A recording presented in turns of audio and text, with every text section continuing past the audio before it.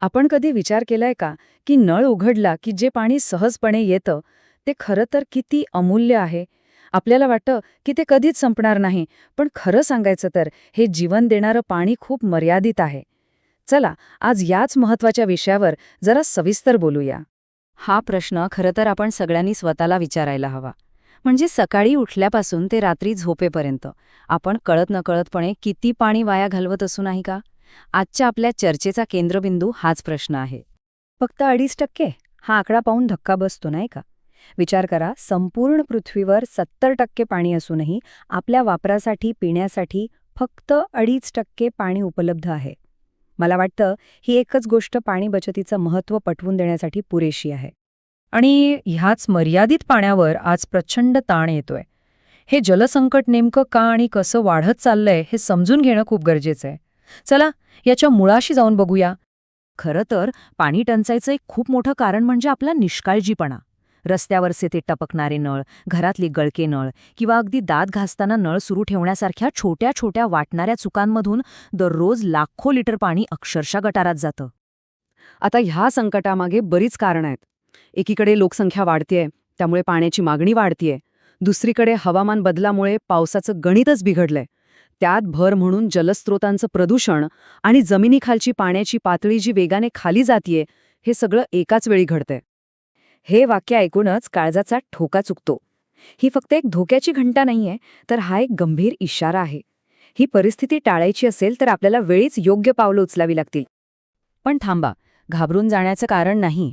आता समस्येबद्दल बोललो तर उपायांबद्दलही बोलूया. आणि चांगली गोष्ट ही आहे की उपाय आपल्याच हातात आहेत. रोजच्या आयुष्यात अगदी छोटे छोटे बदल करून आपण खूप मोठा फरक घडवू शकतो. आणि हे उपाय किती सोपे आहेत बघा. गळणारा नळ दुरुस्त करणं, शावरनं अंघोळ करण्याऐवजी बादली वापरणं, गरज नसताना नळ बंद ठेवणं आणि भाज्या धुतलेलं पाणी झाडांना घालणं. या सवयी लावून घ्यायला खरंच काही अवघड नाहीये. सगळ्यात महत्त्वाचं काय आहे माहितीये?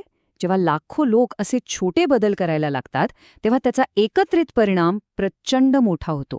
विचार करा, एका व्यक्तीने वाचवलेले 100 लिटर पाणी आणि करोडो लोकांनी वाचवलेलं पाणी, ते मिळून एका धरणाएवढं होऊ शकतं.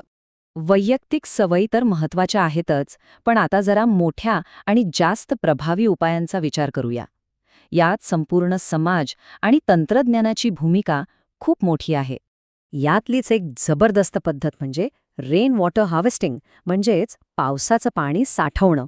सोप्या भाषेत सांगायचं तर जे पावसाचं पाणी सहज वाहून जातं ना, त्याला अडवून साठवून ठेवणं. ही एक खूप जुनी पण तितकीच परिणामकारक पद्धत आहे. हे बघा, छतावर पडणारं पाणी पाईपमधून एकत्र करून एका टाकीत साठवलं जातं आणि हेच पाणी फिल्टर करून जमिनीत मुरवलं तर विहिरी आणि बोरवेलची पातळी वाढायला किती मदत होईल विचार करा. आणि याचे फायदे तर अनेक आहेत. आपल्याला एक स्वतंत्र पाणी पुरवठा मिळतो, भूजल पातळी वाढते, जमिनीची धूप थांबते आणि हे सगळं अगदी कमी खर्चात आणि पर्यावरणाची काळजी घेत होतं.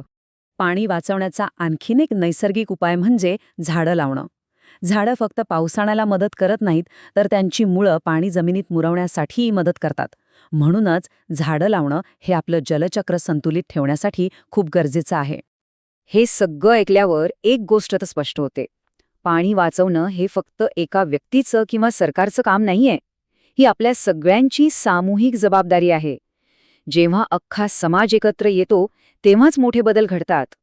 आपल्या महाराष्ट्रात पाणी फाउंडेशनने मनसंधारण या संकल्पनेतून हेच तर करून दाखवलं. मनसंधारण म्हणजे काय? तर लोकांची मनं एकत्र आणून त्यांना जलसंधारणासाठी प्रेरित करणं. हजारो गावकरी एकत्र आल्यावर अशक्य वाटणाऱ्या गोष्टीही शक्य होतात, हे आपण सगळ्यांनी पाहिले आहे. तर मग चला, आपण सगळे मिळून एक प्रतिज्ञा करूया. आपण पाण्याची नासाडी थांबवू. जिथे शक्य आहे तिथे पावसाचं पाणी साठवू, जास्त झाडं लावू आणि सगळ्यात महत्त्वाचं, इतरांनाही याबद्दल जागरूक करू. ही फक्त एक घोषणा नाही, तर हा एक मंत्र आहे. पाण्याचा प्रत्येक थेंब मौल्यवान आहे, कारण तो थेट आपल्या जीवनाशी जोडलेला आहे. एक एक थेंब वाचवणं म्हणजे खरं तर जीवन वाचवणं आहे. आणि शेवटी हे वाक्य कायम लक्षात ठेवूया. पाणी आहे तरच आपलं भविष्य आहे. या मौल्यवान देणगीचं रक्षण करणं हे आपलं कर्तव्य आहे.